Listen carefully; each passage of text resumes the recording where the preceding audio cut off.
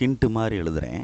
Hint மாதிரி எழுதுகிறோம் அப்படின்னா f of a equal to a அப்படின்னா f of b equal to b அப்படின்னா f of c equal to c அப்படின்னா நல்லா யோசிச்சு பார்க்கணும்.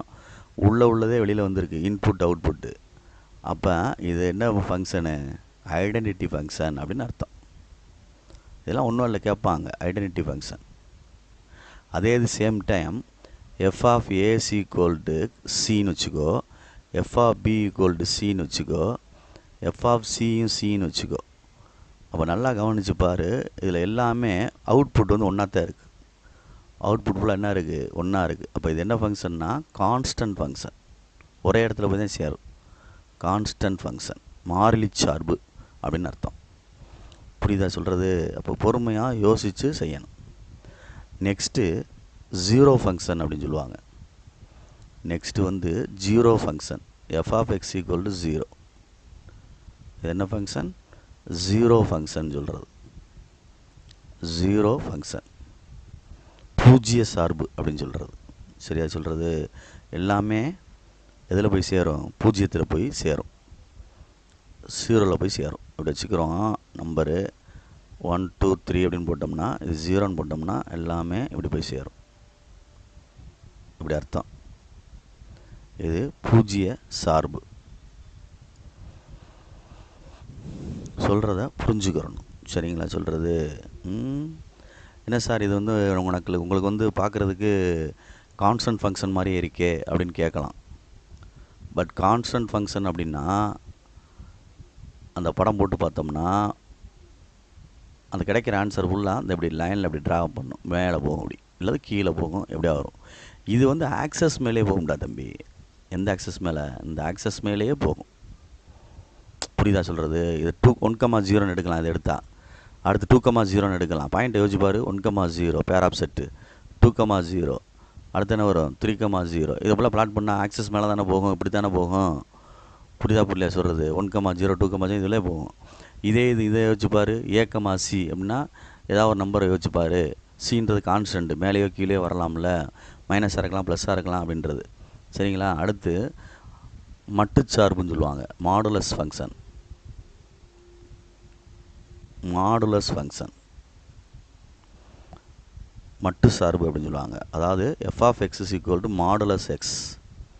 மாடுலஸ் எக்ஸ்னாடா தம்பி? ரெண்டு மீனிங்டா தம்பி. ப்ளஸ் எக்ஸ் ஒன்று, மைனஸ் எக்ஸ் ஒன்று. அப்போ நம்ம ஃபங்க்ஷன் எழுதுவாங்க, எப்படி எழுதுவாங்க அப்படின்ட்டு புரிஞ்சுக்கிறணும். எப்படி எழுதுவாங்க அப்படின்னு புரிஞ்சுக்கிறணும்னா, இது ஒரு இப்படி எஃப் ஆஃப் எக்ஸ்ன்னு எழுதி செட் ப்ராக்கெட் போட்டு மைனஸ் எக்ஸு 0 ப்ளஸ் எக்ஸ்ன்னு பிரிக்கணும். எப்படி சார் பிரிப்பீங்க அப்படின்னா, மூன்று விதமாக பிரிக்கணும் அப்படின்னா, மைனஸ் எக்ஸுன்றது எக்ஸை விட சிறுசு, ஸ்மாலஸ்ட், 0 சிறுசு, சாரி. இது ஈக்குவல் டு 0, இது கிரேட்டர் தென் 0.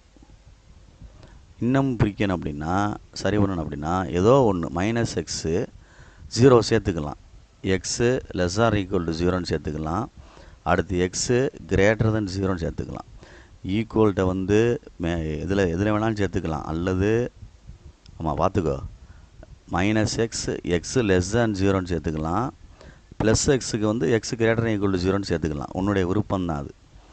சரியா? இன்டர்வலாக பிரித்து காட்டுறது. என்னது? இன்டர்வலாக பிரித்து காட்டுறது. இப்போ இதுக்கு படம் வரைஞ்சோம்னா, ஏற்கனவே அந்த படத்தை சின்ன கிராஃபாக போட்டிருக்கோம், 10th படிச்சிருப்பேன், நான் இருக்குன்னு தெரியல, வி மாதிரி வரும். இப்படி இதுதான் y equal to modulus x அல்லது f of X equal to modulus x அப்படின்னு சொல்லுவாங்க. நெக்ஸ்ட்டு பொறுமையாக நிதானமாக படிக்கணும். சரிங்களா சொல்கிறது? நிதானமாக படி. நெக்ஸ்ட்டு ஒன்று தம்பி, மாடுலஸ் ஃபங்க்ஷனுக்கு அடுத்து சிக்னம் ஃபங்க்ஷன் ஒன்று இருக்குது. குறியீட்டு சார்புன்னு சொல்லுவாங்க. Signum function. சரியா? இது எம்முடா தம்பி. சிக்னம்.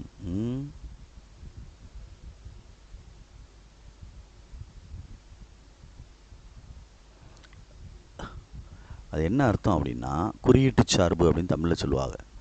குறியீட்டு சார்பு F of X equal to set bracket X by modulus X. X வந்து நாட் ஈக்குவல் டு 0 இருக்கணும். 0 அப்படின்னா எக்ஸ் இஸ் ஈக்குவல் டு 0ன்னு அர்த்தம். ஓகேங்களா சொல்கிறது? அப்போ நிதானமாக நிறுத்தி படிச்சுக்கோ. இப்போ நான் இதை ஓப்பன் பண்ணுறேன் அப்படின்னா f(x) செட் ப்ராக்கெட் எக்ஸ் வந்து 0 பெருசுனா இதுக்கு என்ன கிடைக்கும் ரிசல்ட் அப்படின்னா 1ன்னு போட்டுக்கலாம். இப்போ எக்ஸு கிரேட்டர் தென் 0ன்னு வச்சுக்குவேன். இப்போ 0 பெருசுனா 1ன்னு போட்டால் கீழே 1 தான் மேலே 1 தான். அப்போ 1 1/1. 2 போட்டால் 2/2 அப்படி வரும். ரெண்டுமே பாசிட்டிவ் தான் வரும். சரியா? எக்ஸ் ஈக்குவல் டு 0ன்னு போட்டோம்னா ஆக்சுவலாக 0 ஆயிரும். இந்த கொடுத்துருக்கோம். Same time x less than 0ன்னு போட்டோம்னா -1 கிடைக்கும். எப்படி சார் -1 கிடைக்கும் அப்படின்னா, ஏன்னா மேலே வந்து ரெண்டுக்குமே -1 போகிறோன்னு வச்சுக்கோங்க. அப்படி கீழே மாடுலஸ் இருக்கனால என்ன ஆயிரும்? -1/+1 வரும். அப்போ ஆன்சர் என்ன வந்துடும்? -1. புரியுதா சொல்கிறது? இது பாசிட்டிவ்க்கு உள்ளது, இது நெகட்டிவ்க்கு உள்ளது, 0ன்றது தனியாக உள்ளது. இது 3 நான் பிரித்து காமிச்சிருக்கேன். சரிங்களா? அப்போ பார்த்து நிதானமாக செய்யணும். இந்த ஃபங்க்ஷனுக்கு கிராஃப் போட்டோம் அப்படின்னா, டயக்ராம் போட்டோம் அப்படின்னா, இந்த ஃபங்க்ஷனுக்கு டயக்ராம் போட்டோம் அப்படின்னா நிதானமாக யோசிக்கணும். 2 சைடும் போகும். இப்படி ஒரு கிராஃப் போகும், இப்படி ஒரு லைன் போகும். சரியா சொல்கிறது? பாயிண்ட் ஃபுல்லாக இப்படி வரும், இந்த பாயிண்ட் இப்படி வரும். ட்ரா பண்ணி பார்த்தோம்னா அதனால் பொறுமையாக நிதானமாக பார்த்துக்க. கிராஃபு தெரியறக்காண்டி இதுக்குள்ள graph y equal to modulus எக்ஸ்னால் வி மாதிரி வரும். அது 10th ஸ்டாண்டர்ட்லேயே போட்டு காமிச்சிருப்பேன் பசங்களுக்கு. இருந்தாலும் மேலே இல்லை ப்ரீவியஸ் வீடியோ இதில் பேஜில் இருக்குது, வேணா பார்த்துக்கோ. சரியா சொல்கிறது? பொறுமையாக நிதானமாக பார்த்துக்கோ. ரைட்.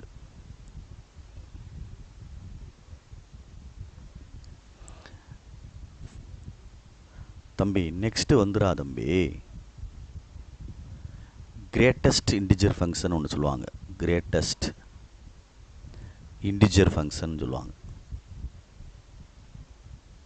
இதெல்லாம் இருக்குது 11th ஸ்டாண்டர்டில்.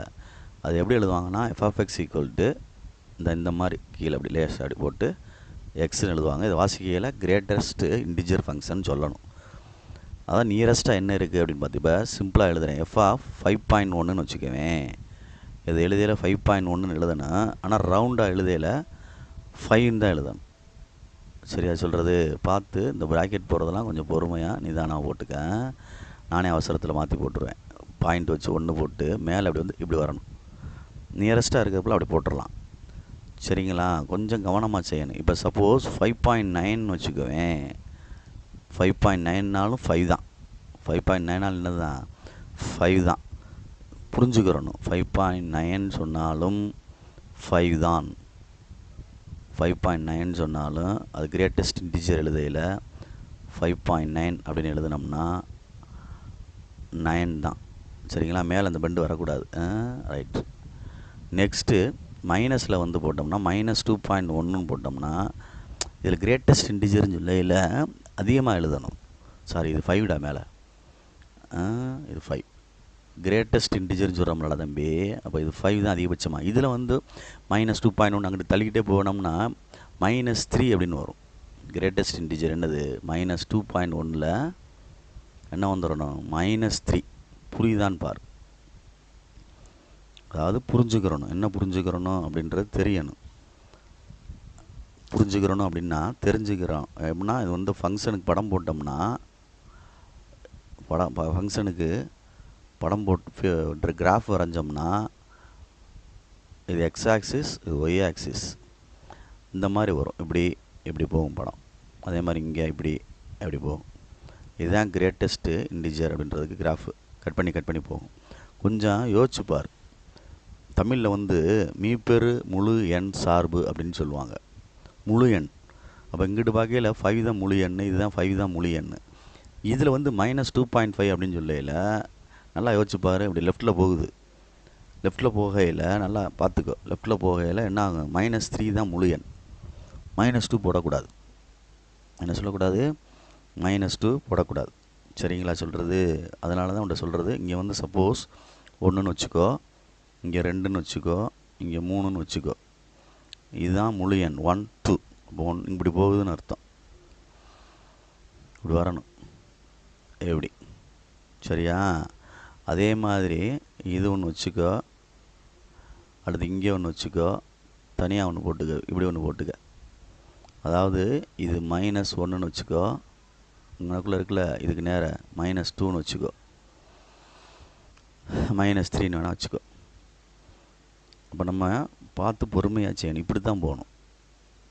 அப்போ இங்கிட்டு போகையில் இண்டிஜர் என்ன வந்திருக்கு, இதுலேருந்து தாண்டி போகையில் இண்டிஜர் என்ன வந்துடும், புரியுதா? இதோட தாண்டி போகையில் இண்டிஜர் என்ன வந்துடும், -3 முழு எண்.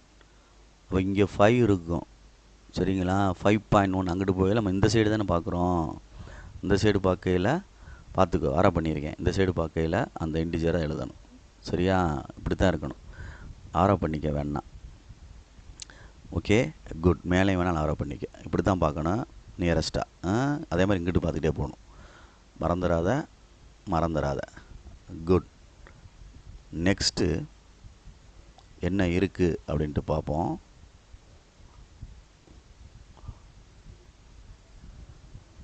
தம்பி, எப்படி கிரேட்டஸ்ட்டு இன்டிஜர் பார்த்தோமோ அதே மாதிரி ஸ்மாலஸ்ட் இன்டிஜர் ஃபங்க்ஷன் இருக்குடா. ஸ்மாலஸ்ட்டு இன்டிஜர் ஃபங்க்ஷன் அப்படின்னு இருக்குது. அதை வந்து f(x) கீழே அந்த பெண்டு போட்ட மாதிரி மேலே இப்படி போடணும், x அப்படின்ட்டு. சரியா சொல்கிறது? பார்த்துக்கோ, இப்படி வரக்கூடாது, இதுவும் வரக்கூடாது, நிதானமாக கோடு மாதிரி தான் வரணும், சரியா? ரைட். இப்போ இதை f(5.1) எழுதுனா, f(5.1) எழுதுனா 3, அதாவது 6ன்னு எழுதணும். f(5.9) எழுதினாலும் சரி 6ன்னு தான் எழுதணும். அது ஒரு ஸ்டெப்பு எழுதவா, ஒரு ஸ்டெப்பு எழுதுனா என்ன சொல்கிறேன், இந்த இது ஸ்மாலஸ்ட்டு இன்டிஜர் எழுதினோம்னா, இந்த இப்படி எழுதினோம்னா 5.1 அப்படி எழுதினோம்னா 6. அதே மாதிரி 5.9 எழுதினோம்னா இதுக்கும் 6 தான். சப்போஸ் 5.-2.1 எழுதினோம்னா -2. அதே மாதிரி -2.9 எழுதினாலும் சரி என்னது, -2. புரிஞ்சுக்கோ என்ன அர்த்தத்தில் சொல்கிறோம் அப்படின்றத தெரிஞ்சுக்கிறணும், புரியுதா? இந்த சைடு ஆரம், அவ்வளோதான். ஆரம் எந்த சைடு போகணும், இந்த சைடு. புரியுதா சொல்கிறது? அதே மாதிரி தான் இப்படி போட்டுக்க, இப்படி போட்டுக்க, இப்படி போட்டுக்க, இப்படி போட்டுக்க. ஆனால் ஆரம் இப்படி போகணும். 1ன்னு வேணால் வச்சுக்கோ, இங்கே 2ன்னு வச்சுக்கோ. பொறுமையாக இந்த இடத்துல வரக்கூடாது, அந்த இடத்துல கண்டினியூ ஆகிற மாதிரி. இது 1, இது 2, அங்கிட்டு வேணால் 3ன்னு வச்சுக்கலாம். 3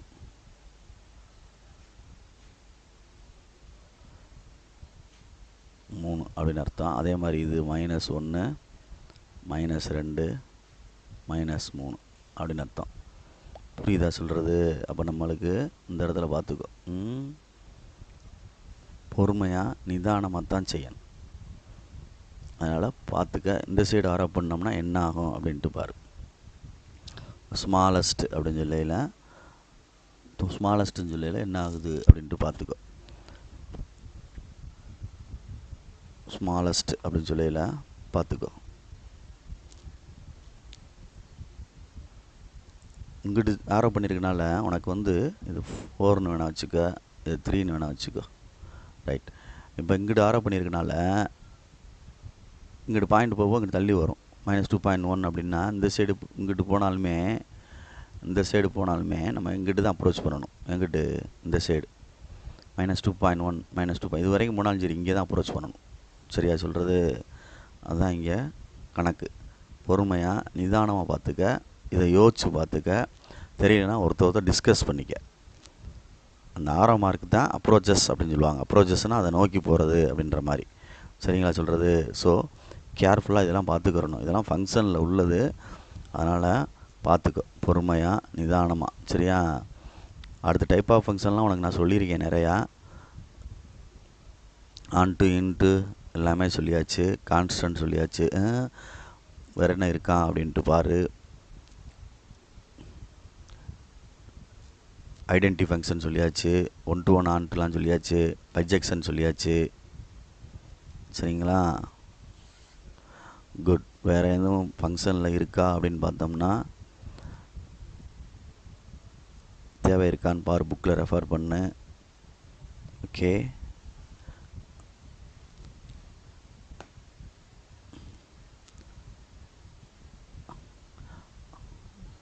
ஓகே, இது ஃபுல்லாக நம்மளுக்கு தேவையானது ஃபங்க்ஷன். நான் உனக்கு வந்து இதை வந்து வீடியோவாக ரெடி பண்ணி உனக்கு நான் அப்லோட் பண்ணுறேன். ஓகே, கேர்ஃபுல்லாக நிதானமாக பார்த்துக்க. ஏன்னா 10th ஸ்டாண்டர்ட் வரைக்கும் உள்ளது வேறு, அடுத்தடுத்து உள்ளது வந்து வேறு. சரிங்களா சொல்கிறது? அப்போ பொறுமையாக நிதானமாக பார்த்துக்க. நெக்ஸ்ட்டு ஒன்று இருக்குது புக்கில். அது என்னென்னா இன்வர்ஸ்னு ஒன்று இருக்குது. இன்வர்ஸ் ஃபங்க்ஷன் ஒன்று இருக்குது. சரியா? இன்வர்ஸ் இதில் 5 மார்க் கேட்பாங்க. இன்வர்ஸ் ஆஃப் ஏ ஃபங்க்ஷன், அதாவது 1 to 1 on to இருந்தால் தான் அது பைஜெக்ஷன் சொல்லுவாங்க. பைஜெக்ஷன் ஃபங்க்ஷன் இருந்தால் தான் இன்வர்ஸ் அப்படின்னு அர்த்தம். சரியா சொல்கிறது? மறந்துடாத. எப்படி சார் அப்படின்னா, ஒரு செட் ஆஃப் ஆர்டர் பேர் கொடுக்குறேன். A,1 B,1 2 C,3ன்னு பேர் கொடுக்குறேன். சரிங்களா? எஃப் இன்வர்ஸ் அப்படின்றது மாற்றி எழுதுறது 1,A 2,B 3,C. அதாவது கோடமையில் உள்ள எல்லாத்துக்குமே ப்ரீ இமேஜ் இருக்கணும். கோடமையில் உள்ள எல்லாத்துக்குமே என்ன இருக்கணும்? ப்ரீ இமேஜ் கம்பல்சரியாக இருக்கணும். இருந்தால் தான் அது இன்வர்ஸ். அதான் ஆன் டு ஃபங்க்ஷன் சொல்கிறது. ABC 1 2 3 அப்படி இருக்குது. இன்வர்ஸ் இது வந்து இப்படி போனால் இமேஜ், இப்படி ரிட்டர்ன் வந்துச்சுன்னா, இப்படி வந்துச்சுன்னா என்னது? ப்ரீ இமேஜ் அப்படின்னு அர்த்தம். அப்படி இருந்தால் தான் கோடமைன் உள்ள இதில் உள்ள எல்லாத்துக்குமே இங்கிட்ட இமேஜ் இருக்கணும். இதுதான் கோடமைன். சரியா சொல்கிறது? அப்போ பொறுமையாக பார்த்துக்கோ. இதை வச்சு எழுதினோம்னா எஃப் ஆஃப் ஏக்கு வந்து இமேஜ் 1, எஃப் ஆஃப் பிக்கு இமேஜ் 2, எஃப் ஆஃப் சிக்கு image 3. Okay, f inverse of 1க்கு வந்து a pre image, f inverse of 2க்கு வந்து b pre image, f inverse of 3க்கு வந்து சி அப்படின்றது ப்ரீ இமேஜ். அப்போ பைஜெக்ஷன் இருந்தால் தான் 1 to 1 on to ஃபங்க்ஷன் இருந்தால் தான் பைஜெக்ஷன் சொல்லுவாங்க. சரியா? மறந்துடக்கூடாது. அதாவது ஆன் டு ஃபங்க்ஷன் அப்படின்னா மறந்துடாதீங்க, range is equal to codomain அப்படின்னு சொல்லுவாங்க. ரேஞ்ச் இஸ் ஈக்குவல் டு ஈக்குவலாக இருக்கணும். ரேஞ்ச் ஈக்குவல் டு கோடமைன் அப்படின்னு அர்த்தம். மறந்துடாத. சரியா? இதில் 1 to 1 அப்படின்றதுக்கு கண்டிஷன் வந்து f of x1 equal to f of x2 அப்படின்னு எடுத்துகிட்டு x1 ஈக்குவல் டு x2ன்னு ப்ரூவ் பண்ணால் இட் இஸ் 1 to 1 சொல்லுவாங்க. சரியா சொல்கிறது? இல்லை அப்படின்னா எஃப் காம்போசிட் ஆஃப் ஜி கண்டுபிடிப்பாங்க, ஜி காம்போசிட் ஆஃப் எஃப் கண்டுபிடிப்பாங்க. சரிங்களா? இதை வந்து ஒன்று எக்ஸ்ன்னு வரும், ஒன்று ஒய்ன்னு வரும். அப்போ தான் இன்வர்ஸ் அப்படின்னு சொல்கிறது. சொல்ல புரியுதா? எஃப் ஒன்றுக்கு ஒன்று இன்வர்ஸ் அப்படின்றது ஐ அப்படின்னு சொல்லுவோம்ல. F composite of f inverse equal to I அப்படின்றது. அப்படி கூட நீங்கள் நேம் பண்ணிக்கலாம். எப்படி புரிஞ்சுக்கிறோம்? அதுக்காண்டி சொல்கிறேன். இன்வர்ஸ்க்கு அப்படின்றதுக்கு ஒன்றுக்கு ஒன்று பக்கத்தில் உள்ளது. F composite of f inverse equal to I அப்படின்னு அர்த்தம். அதே மாதிரி g composite of f inverse equal to I, அல்லது g composite of f equal to x, அல்லது f composite of g equal to y அப்படின்னு ப்ரூவ் பண்ணுவாங்க. இதுவும் 1 to 1க்கு இன்வர்ஸுக்கு பைஜெக்ஸுக்கு டேரெக்டாக ப்ரூவ் பண்ணிடுறது. இது எக்ஸ் வரும், இதில் ஒய் வந்துடும். அவ்வளோதான். அப்படி ப்ரூவ் பண்ணலாம். சரிங்களா? இப்படி உள்ளதான் நான் இப்படி சொல்லியிருக்கேன் உனக்கு. சில டீச்சர்ஸ் வந்து இந்த மாதிரியும் செய்வாங்க. F of x1 equal to f of x2ன்னு எடுத்துகிட்டு x1 ஈக்குவல் டு x2ன்னு போட்டால் 1 to 1. சரிங்களா? அதுக்கப்புறம் இன்வர்ஸ் கண்டுபிடிப்பாங்க. ஆன் டு இருக்கான்னு பார்ப்பாங்க, ப்ரீ இமேஜ் இருக்கான்னு பார்ப்பாங்க. பட் இதில் வந்து அதர் மெத்தட் இது டேரெக்டாக செஞ்சிடலாம். ரெண்டுமே எஃப் காம்போசிட் ஆஃப் ஜி கண்டுபிடிக்க போகிறோம், ஜி காம்போசிட் ஆஃப் எஃப் கண்டுபிடிக்க போகிறோம். ரெண்டுக்கு எக்ஸ் ஒய்ன்னு வரும் ஆன்சரு. ஈஸியாக கம்ப்ளீட் பண்ணிட்டு போயிடலாம். சரியா? ஓகே, இது வந்து வெரி வெரி இம்பார்ட்டண்ட்டாக தம்பி. 5 மார்க் வந்து கேட்டுகிட்டே இருப்பாங்க. Okay, thank you. நம்ம இதை வந்து ஒரு வீடியோவில் நீட்டாக நிதானமாக உட்காந்து பார்க்குறேன். சரிங்களா? புரியுதா அப்படின்ட்டு பாரு. தேங்க்யூ.